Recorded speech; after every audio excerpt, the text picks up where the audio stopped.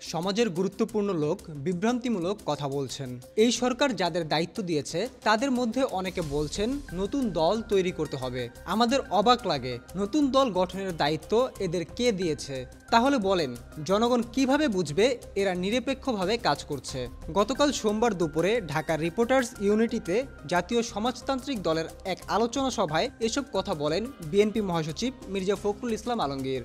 তিনি বলেন, একটি মহল অন্তর্বর্তী সরকারকে অনির্দিষ্টকালের জন্য ক্ষমতায় রাখতে কাজ শুরু করে দিয়েছে।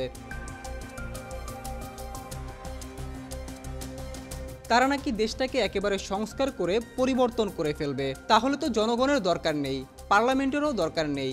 একটি পত্রিকায় প্রকাশিত ব্র্যাক ইনস্টিটিউট এর জরিপে বলা হয়েছে, দেশের ৮০% লোক চায় অন্তর্বর্তী সরকার যতদিন খুশি ক্ষমতায় থাকুক। উক্ত জরিপের উদ্ধৃতি দিয়ে তিনি বলেন, আমি জানি না তারা কিভাবে এই জরিপ করলো, জনগণ তো এটা মেনে নেবে না। দ্রুত নির্বাচনের দাবি জানিয়ে মির্জা ফখরুল বলেন, নির্বাচন করে নির্বাচিত সরকারের কাছে ক্ষমতা হস্তান্তর করার পর সেই সরকার সিদ্ধান্ত নেবে কোথায় কোন জায়গায় পরিবর্তন করতে হবে। তখন সংবিধান নতুন করে লিখতে হবে নাকি সংশোধন হবে সেটা সংসদ সিদ্ধান্ত নেবে।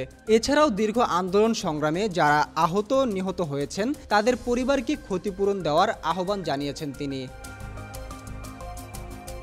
মোহাম্মদ আলিফ মিয়া, দ্য মেট্রো টিভি।